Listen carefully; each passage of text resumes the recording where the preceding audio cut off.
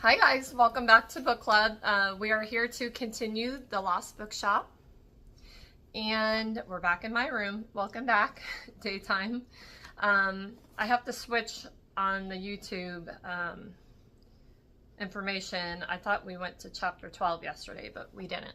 So we're on page 67, chapter 11, Martha. I began the afternoon by scrubbing the toilet. Madame Bowden had invited some of her old theater friends around for dinner. Or supper, as she called it. And she wanted the house to sparkle. There was an edge about her that I hadn't seen before. She was always a bit of a fusspot, but now nothing seemed right for her. She came back from the hairdresser's in a black mood, insisting that they had deliberately set her curls too tight to make her look older than she was.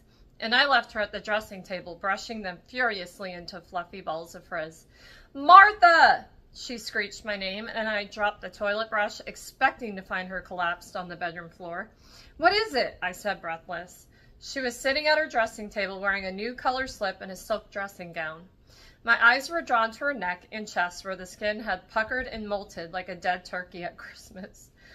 I recalled an old nun at school saying that you couldn't make a silk purse out of a sow's ear, and I finally knew what she meant. "I'm missing my pearl earring!" Her eyes openly accused me.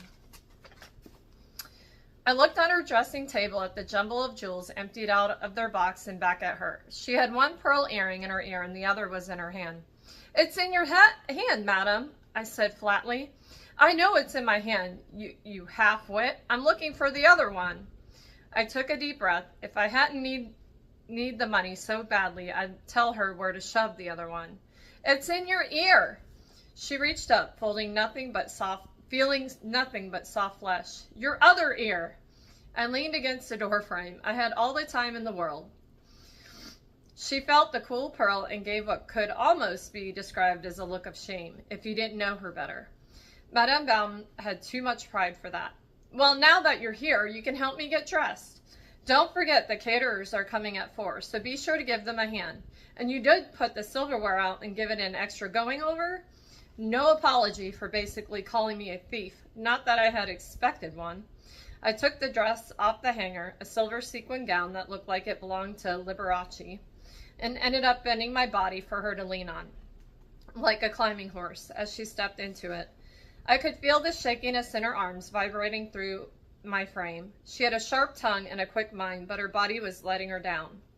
I felt some sympathy for her then. It was strange to see her like this. She always gave the impression of being too fabulous to care.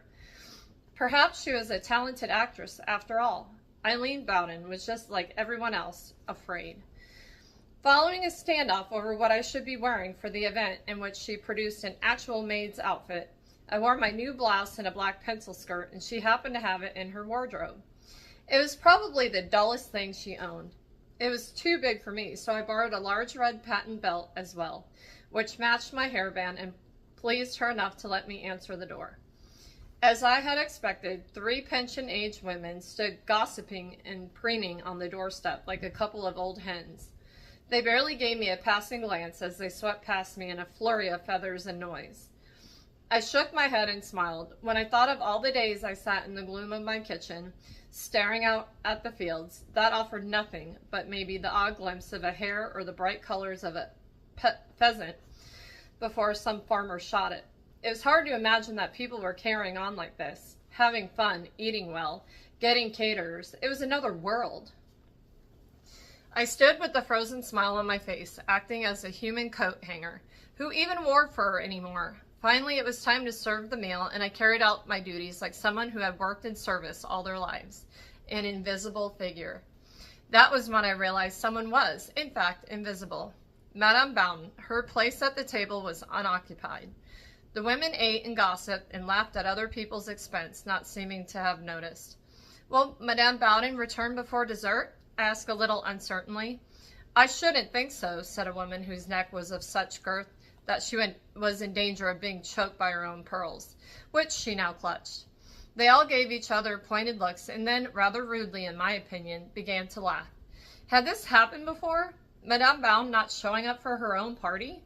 "And where did she find you?" asked the other one in a slim black dress that threatened to fall off her scrawny shoulders.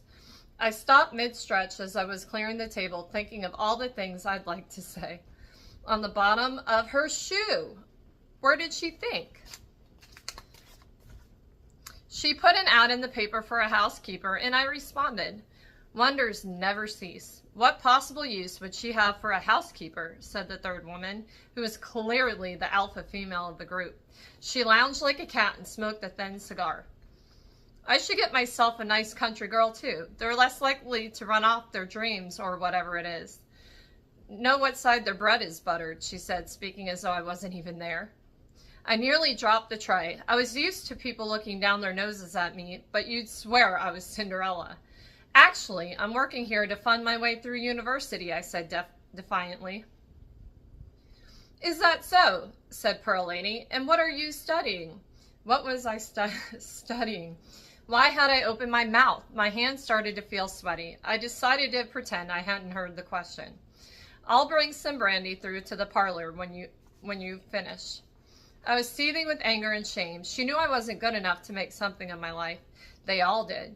I'd blown everything, made all the wrong choices, and landed here, bowing down to these pretentious old biddies.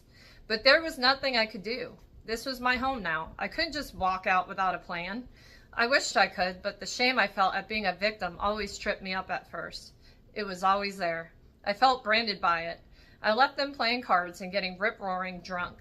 I went downstairs to my little apartment and tugged off my outfit before having a long, hot shower. Wrapped in a towel, I lay down on my bed and saw the continuing education leaflets from the library on the kitchen table. It felt pointless now. Whatever burst of energy I had earlier was completely gone. What hateful women they were. No wonder Madame Bound did a runner. With friends like that, who needed enemies? A feeling bubbled up from somewhere deep inside of me. I just wanted to be held. I missed being held. The only person I'd spoken to since arriving in Dublin, besides my annoying employer, was Henry. Little did he know, he was the only thing I had that resembled a friend. And I couldn't even count on that because he didn't even live here. He'd be gone as soon as he found his manuscript or whatever he was looking for. Why was I thinking about him anyway? I felt guilty or wrong in some way to be thinking about a man at all after everything I had just been through. But Henry was the polar opposite to Shane, to any man I'd ever met. The way he told me that story about the author carrying his heavy suitcase across the border, his passion for rescuing lost or misplaced things, there was something so endearing about it. And even though I didn't want to admit it to myself, he really was attractive. Sometimes when he looked at me with those hazel eyes, I found it hard to catch my breath. But then I would think, what would he ever see in a woman like me? All he was interested in was the bookshop, nothing more. I turned on my side and hugged my pillow. That was when I noticed the cracks in the wall. Had they always been there? Surely I would have noticed them. 3 crooked lines of various thickness appeared from behind the wardrobe and spread out like tiny vines, creeping along the blue wall. I lay there, staring at them. How could I not have spotted them before? And what was going on behind the wardrobe? I know. I got up and ran my fingers over them. They seemed pretty deep and solid, as though they had been there for some time. I tried to move the wardrobe, but it was an antique and weighed a ton. For a second, I became aware of breathing, someone else's breathing. I turned around, but there was nothing there. I wondered if it was possible to read places the same way that I could read people. The thought made me shudder. Maybe I didn't want to know what had gone on here. I whispered the name Opaline into the walls. Nothing. I shook my head, realized I was being ridiculous, and got dressed for bed. I woke in the middle of the night with another line from the story in my head, like a notification in my inbox. They came to me like that sometimes, whispered into my subconscious mind. I had no explanation for it. I only knew that I had to hold on to them somehow. Writing the words down on paper wasn't enough, so the following day I would go to the local tattoo parlor and have them inked on my back. It was a story that didn't seem to have a beginning or an end, but every time I felt a new line come to me, I would ink the words on my skin along with the others and instantly feel better. No one knew about it, not even Shane. It was a small act of defiance, something just for me. I'd managed to hide this strange story from the world, but the further along it went, the more I needed to know what it meant and where it was coming from. Knowing I'd struggle to get back to sleep, I tiptoed upstairs to see what kind of mess the women had left. I didn't want Madame Bowden giving me an earful in the morning, and I figured I might as well clear up while I was awake.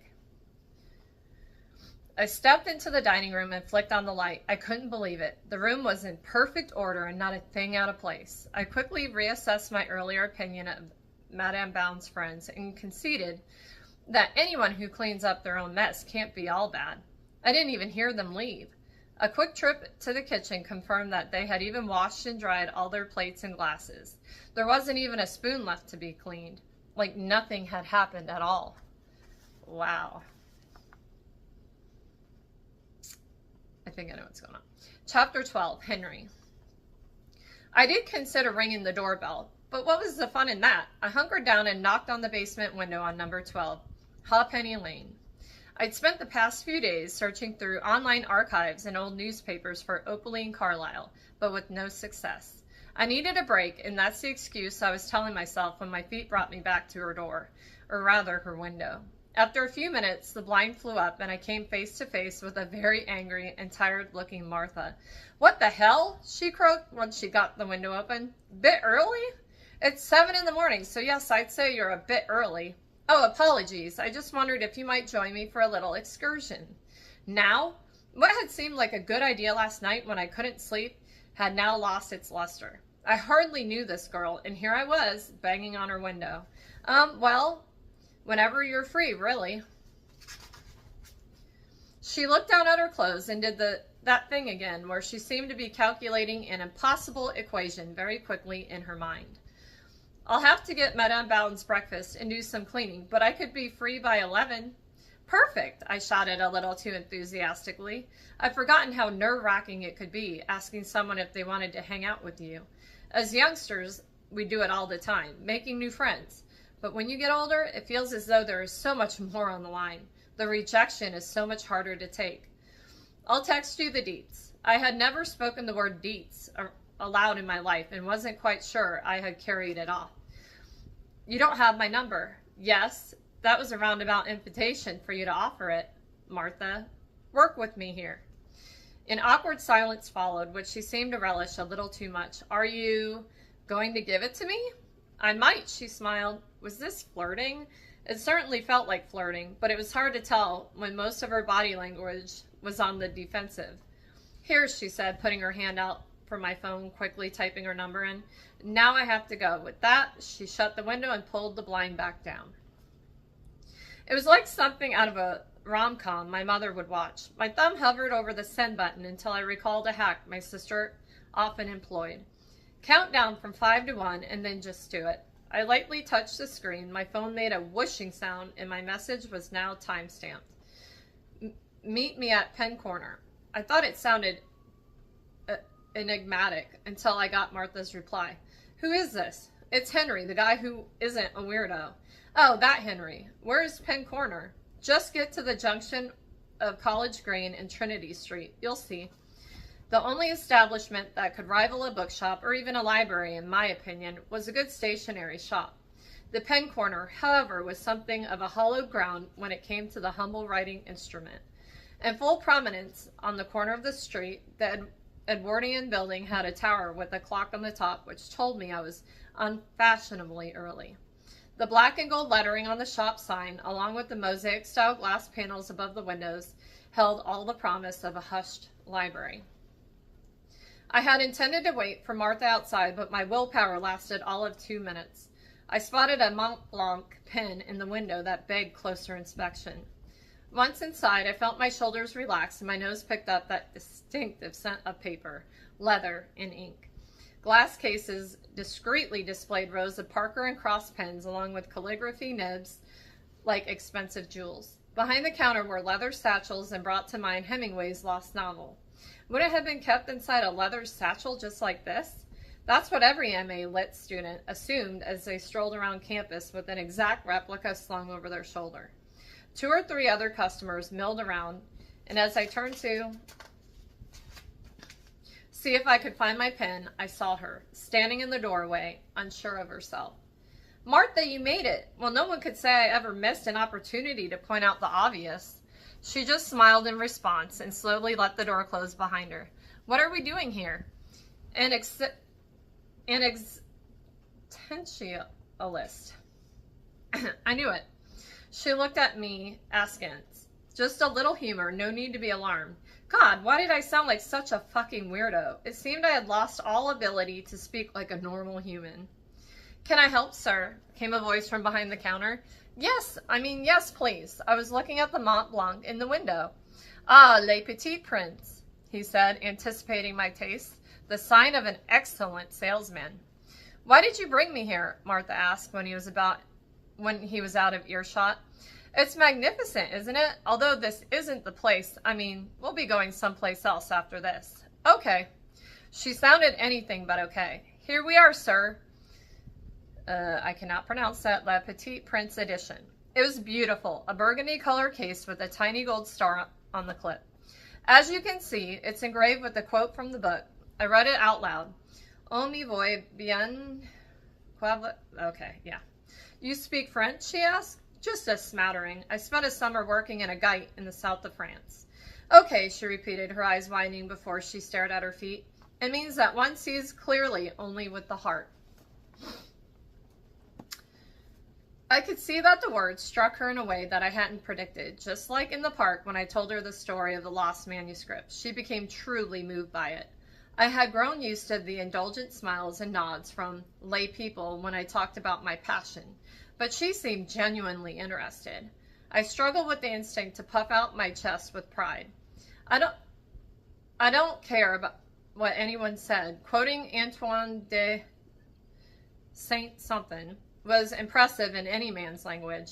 Shall I wrap it up for you? Said the shopkeeper, interrupting the moment.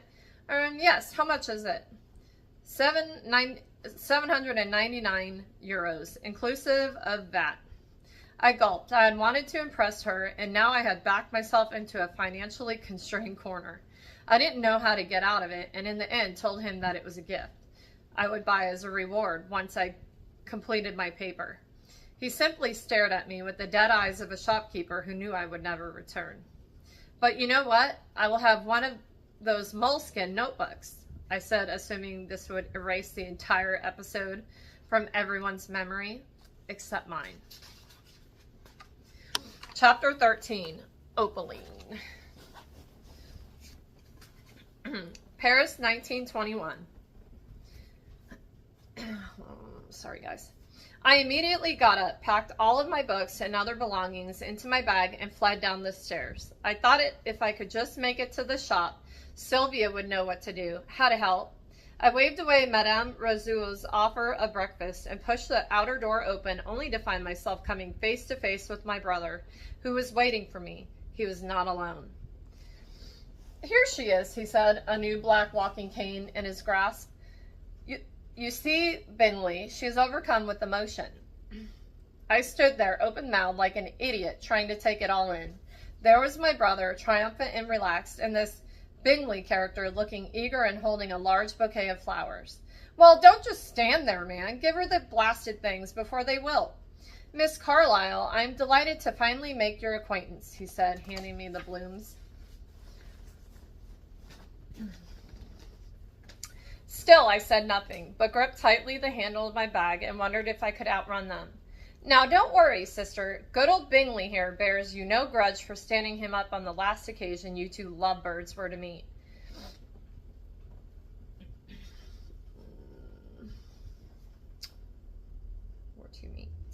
I couldn't fathom his tone of voice. It was not my brother speaking, but some impostor with endless charm. How did you find me? I asked finally. How do you think? Your dear friend Jane found a picture of you in a magazine, and her husband was only too delighted to share it with your proud family.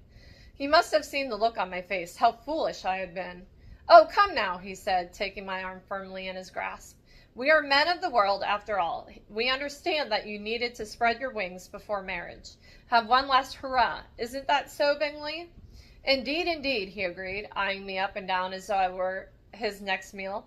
He was tall and ruddy, with a hooked nose and a receding hairline. They both smelled of brandy, which explained their exaggerated behavior. Everything seemed outrageously strange. The juxtaposition of my brother and his associate in my Paris. I hardly noticed them guiding me towards a hotel. Where are we going? I asked. I have to go to work. Work? We have a socialist in our midst. Bingley, my brother continued in his strange jovial voice that didn't suit him. It was like the wolf talking to Red Riding Hood. Of course I should call you Lord Bingley, he said, ushering us both ahead of him and into a grand-looking foyer. This is all very well, I began, but Lyndon once again hushed me with his effervescent monologue. Champagne, we must celebrate. Let me try to bring this a little closer. Okay. He gestured to a waiter who was serving an elderly couple their coffees in the foyer. I could tell he was insulted by my brother's arrogance, but he simply nodded his head and arranged some chairs at a table for us. I shall book my little sister a private room for this evening, he said, gesturing towards the concierge's desk. Must uphold tradition and all that. There will be time enough for you both to become better acquainted after the wedding. Wedding? Surely he wasn't suggesting that I marry this stranger. Of course I didn't wish to create a scene in front of so many people, so as he turned to leave, I said in a low voice, Lyndon, have you taken leave of your senses entirely? I'll explain everything upstairs, he said, and all but pushed me down into my seat. Alone with Lord Bingley, I did my best impression of a mute. He asked if I had enjoyed my time in Paris, and I simply nodded and pulled my lips into something resembling a smile. The waiter returned and placed a bucket of ice on the small table beside us. He gently popped the cork of the champagne and poured a tiny amount into Bingley's glass. Naturally, he had to taste it first, and the whole charade left me inwardly screaming with impatience. Just pour the damn thing, I wanted to say. I needed a drink. Bingley clinked my glass and toasted to our future. I smiled again, thinking of how our future would be as long-lived as it took me to escape my brother's clutches. I saw Lyndon still chatting to the concierge.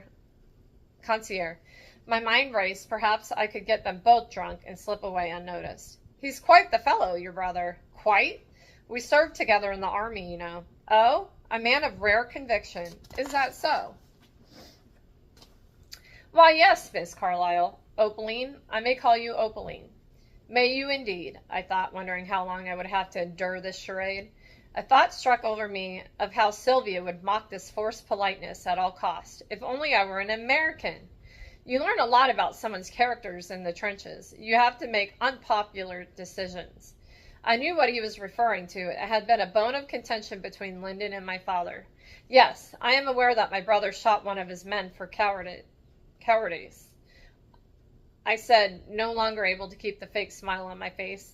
The thought alone disgusted me, killing our own men, purely because their fear got the better of them. One of his men? Oh, it was at least 10 times that, he said, almost boasting. You see, one must set an example when leading men. An example? Earn himself a nickname, the Reaper. He widened his eyes, and I felt a frisson of fear run along my spine.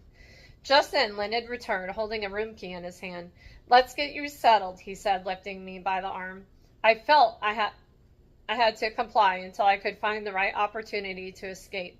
We stepped into the elevator while the attendant closed the iron grill and pushed the button for us to ascend. No one spoke a word, and I looked down at my shoes. I could see the rip in my stockings from the night before.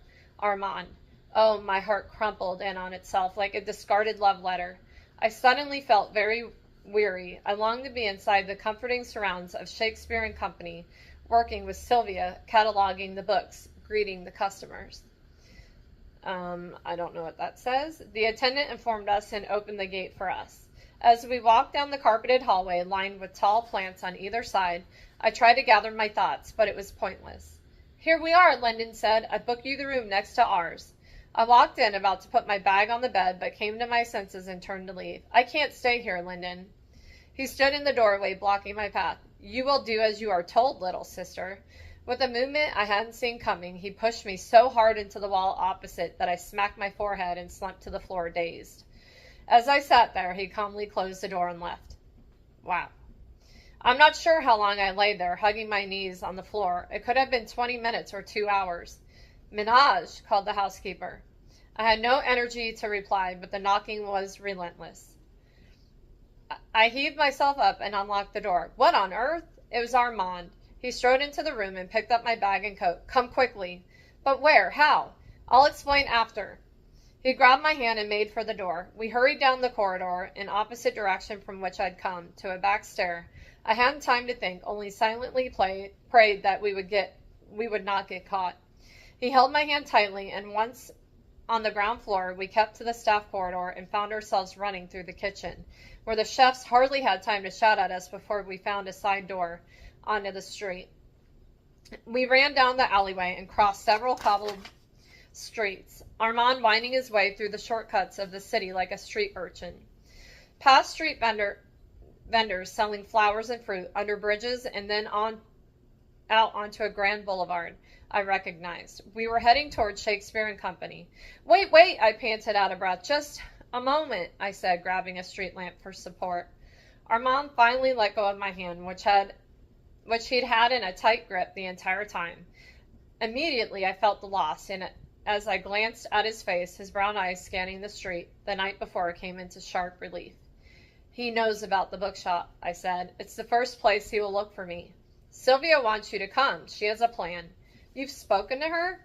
This morning I came to your lodging. He hesitated. I couldn't wait to see you. A brief smile lit his face. That's when I saw them take you, so I followed. But how did you know what room I was in? I didn't, he replied, shaking his head. I knocked on every door. Oh, I was somewhat taken aback. Now we must hurry. Sylvia was waiting my arrival at the back entrance. She gave me a quick, firm embrace, then handed me a key. A friend of mine has a house outside Paris, near Tours. You can stay there until... You don't understand. I have to leave, permanently. What I have done running out on this wedding... Wedding, Armand repeated. I opened my mouth to explain, but found that I did not have the wherewithal to speak. How's everyone at Stratford-on-Avon today? Mr. Joyce asked in his offbeat manner, poking his head around the door. My heart jumped. He must have wandered through from the front of the shop without any of us noticing. There's no time to explain, Jimmy. Opaline must leave the country immediately, said Sylvia. After some suggestive winking in Armand's direction, he casually suggested a swift exit to Dublin City. I have only ever heard you complain of your country, said Armand, which was quite true. We'd all heard him opine about Ireland's lack of culture and their ignorance at failing to recognize his genius.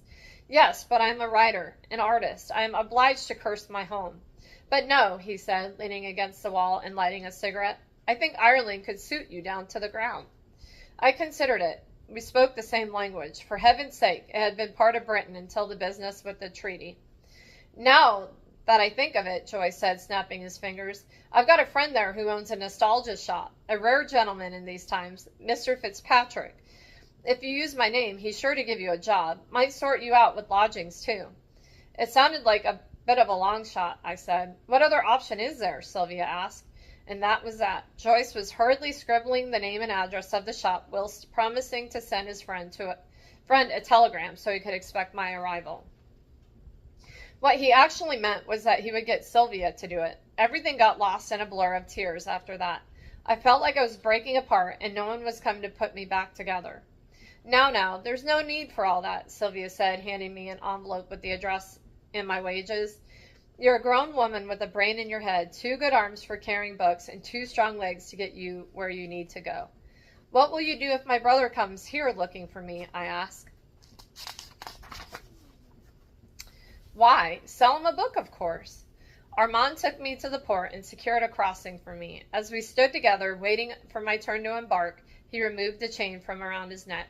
The golden hand-shaped pendant sparkled brightly in the sunlight. It is called a hamza, he explained. In my culture, we believe it offers the wearer protection from the evil eye. Like an amulet? Exactamente.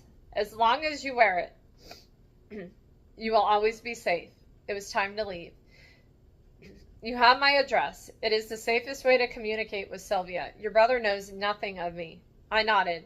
I hadn't been aware that I had been crying. I could now feel my tears drying on my cheek, or perhaps the sea air had caused them to evaporate. He took me in his warm embrace one last time. There was nothing left to say. He crossed the street and did not look back. I felt my heart descending rapidly, like an anchor into a bottomless sea. Wow, guys.